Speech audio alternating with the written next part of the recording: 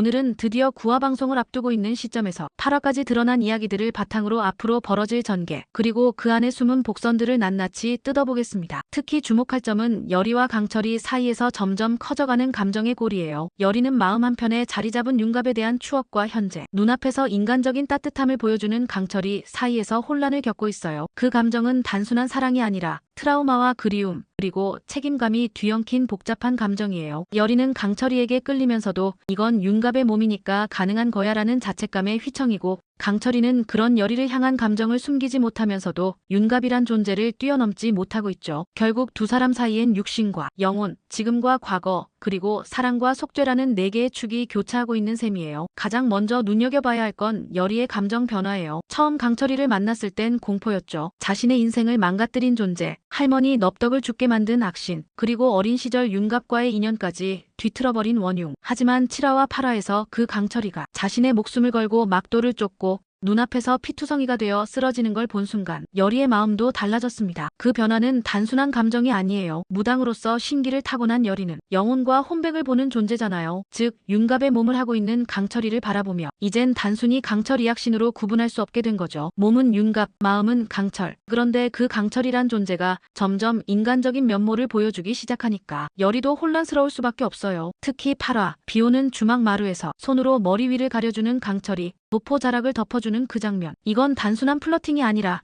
이무기였던 강철이가 인간의 사랑이라는 감정에 감염되고 있다는 증거예요. 천년을 살아도 몰랐던 감정이 여리라는 한 사람 앞에서 비로소 움트는 순간, 이 장면은 앞으로 강철이의 방향성이 완전히 바뀌는 시발점이 될 겁니다. 그리고 이 플러팅 장면에는 감정이 섬세하게 변화하는 두 사람의 심리가 교차되어 있죠. 여리는 강철이가 자신을 조롱하는 것인지 아니면 진심으로 다가오려는 것인지 헷갈립니다. 그 혼란은 여리가 지난 13년간 겪어온 상처들과도 맞닿아 있어요. 무당으로 살아야 했던 삶, 모든 것을 앗아간 악신, 그 존재에게 마음이 끌리는 지금 이 감정은 단순한 연민이 아니라 삶과 죽음, 믿음과 의심의 경계에 선 감정이에요. 그렇다면 이쯤에서 우리는 강철이의 정체성 혼란을 짚고 가야 해요. 그는 본래 승천을 눈앞에 두고 인간에게 들켜 떨어진 존재. 그래서 100년 넘게 인간을 저주해왔고 여리의 신기를 빌려 다시 용이 되려 했어요. 하지만 지금 그는 윤갑의 몸에서 빠져나오지도 못하고 있고 무엇보다 그 몸 안에서 인간 감정에 휘청이고 있어요. 이건 단순한 빙의가 아니라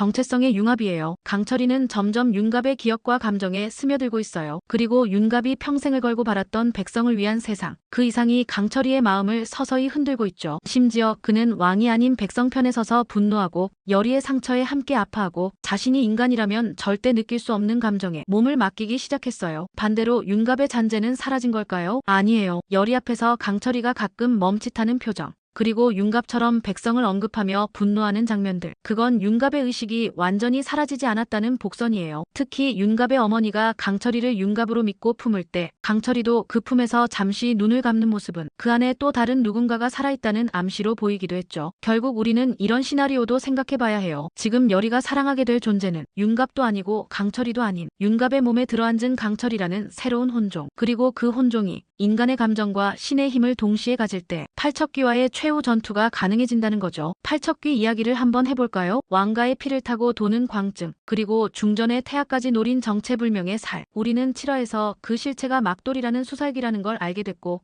8화에선 그 막도를 유인하기 위해 왕 이정과 강철이가 직접 미끼가 되는 전개가 펼쳐졌어요. 근데 이상하지 않아요? 팔척귀는 단순한 귀신이 아닌 조종되는 악령의 가능성이 점점 커지고 있어요. 풍산 기억나시죠? 맹청의 도상수이자 맹인술사. 그는 팔척귀를 천지장군이라 부르며 신격화하고 있어요. 결국 그 존재를 숭배하며 자신의 권력을 키우는 중이죠. 그런 풍산과 손잡은 인물이 바로 대비입니다. 대비가 왜 여리를 눈엣 가시처럼 여길까요? 단순히 여리가 영인대군의 운명을 위협할 수 있어서? 아니에요. 그보다 더 깊은 이유는 여리가 바로 이무기 둘과 연결된 존재이자 팔척귀를 퇴치할 수 있는 참된 무당이기 때문이에요. 풍산은 알고 있죠. 여리를 그대로 두면 팔척귀의 정체가 드러날 수도 있고 지금까지 자신이 쌓아온 힘도 모두 무너질 수 있다는 거요. 그리고 풍산이 여리와 강철이 비비의 기운을 동시에 느꼈을 때 이 드라마의 중심축이 바뀌었어요. 무당 하나의 이무기가 둘이며, 즉 여리를 중심으로 강철이와 비비가 대립하는 구도가 이제 본격적으로 펼쳐질 거란 의미입니다. 비비는 단순한 악귀가 아니에요. 강철이의 형제 같은 존재. 하지만 승천을 위해 인간 100명의 혼을 잡아먹는 방식을 선택했죠. 강철이는 여리의 신기를 빌려 올라가려 하고 비비는 인간을 잡아먹고 올라가려 해요. 이건 신의 돌을 건 대결이기도 해요. 둘 중 하나는 반드시 사라져야 하죠. 그 가운데 여리의 선택은 어디로 향할까요? 만약 이 선택의 순간이 단순한 감정의 교차점이 아니라 실제 생사의 기로에서 맞닥뜨리는 장면이라면 어떨까요? 예를 들어 강철이와 비비가 서로를 향해 극단적인 힘을 발휘하며 충돌하는 바로 그 순간 비비는 여리를 향해 치명적인 공격을 날리고 강철이는 그걸 온몸으로 막으며 쓰러집니다. 여리는 강철이를 살릴 수 있는 마지막 선택이 바로 무녀로서의 본분을 받아들이는 것임을 직감하죠. 주저 끝에 여리는 결국 조상신을 부르고 자신의 피를 제물 삼아 팔척귀의 기운을 막아섭니다. 그 선택은 강철이를 살리는 동시에 여리 자신의 운명 또한 바꾸는 단초가 되는 거죠. 이 장면은 단순히 누굴 사랑하느냐의 문제가 아니라 신과 인간 사이에서 무녀로서 어떤 책임을 질 것인가에 대한 여리의 첫 번째 결단일 수 있어요. 이제는 강철이를 증오하지 않게 된 여리. 그 말의 진짜 의미는 뭐냐면 강철이가 했던 모든 잘못을 용서했다는 게 아니라 그가 변했다는 걸 믿겠다는 뜻이에요. 그리고 여리에게 주어진 숙명. 무녀의 운명을 거부하며 살아온 여리지만 그녀가 아니면 팔척귀도 수기도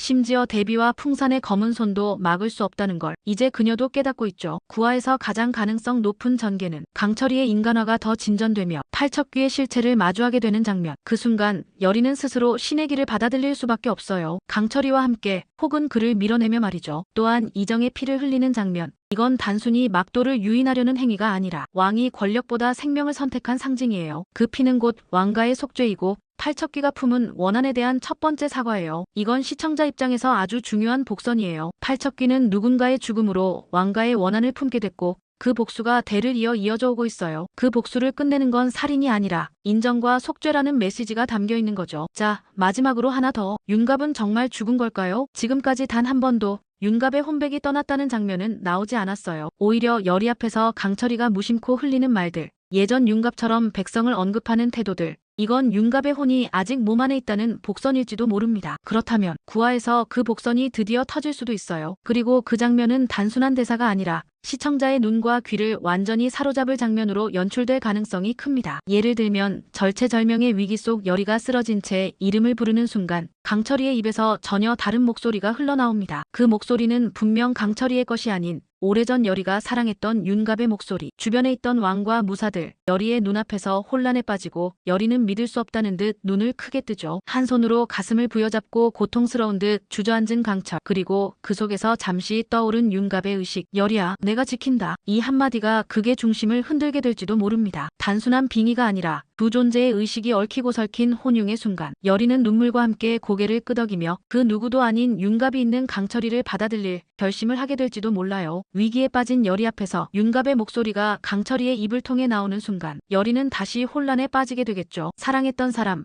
미워했던 존재, 그리고 지금 자신을 지키고 있는 한몸 두혼의 남자. 그 갈등의 정점이 바로 구화일 수 있습니다. 강철이가 윤갑의 기억을 완전히 수용하게 되거나 혹은 윤갑이 의식을 되찾아 강철이와 갈등을 빚게 되거나. 하지만 이건 단순한 로맨스가 아니에요. 운명을 거부한 자와 운명을 떠안은 자, 그리고 인간의 감정을 배워가는 신의 삼각 충돌. 귀궁 구화. 지금까지의 복선들이 하나둘씩 회수되기 시작할 회차일 겁니다. 그리고 그 회수의 중심엔 드디어 드러날 13년 전의 진실이 자리 잡고 있을 가능성이 커요. 여리와 강철이, 윤갑, 그리고 왕가의 피비린내 나는 과거가 얽힌 그 한순간. 그렇다면 10화에선 어떤 전개가 기다리고 있을까요? 대비와 풍산이 서로를 시험하며 주고받는 거래가 본격적으로 수면 위로 떠오를지도 몰라요. 여리를 노리는 음모가 다시 고개를 들고 팔척귀의 배후에 있던 진짜 원혼의 정체까지 엿보일 수 있는 회차. 특히 여리의 실력이 폭주하거나 여리의 꿈속에서 넙덕의 혼령이 나타나 무녀로서의 각성을 일깨우는 장면이 등장한다면 구화의 격돌은 시작에 불과할 수도 있겠죠. 여리는 신의 길을 받아들이고 강철이는 인간의 감정을 선택할 것인지, 지금 왕인 이정은 더 큰 희생을 감수할 준비가 되어 있는지, 이제 이 모든 선택이 하나로 수렴되기 시작할 거예요. 그 결말은 비극일까요? 희망일까요? 시청자들의 마음까지 휘어잡을 전개. 바로 오늘 밤 확인해 보자고요. 지금까지 명작픽 리뷰였습니다. 신청해 주셔서 감사합니다.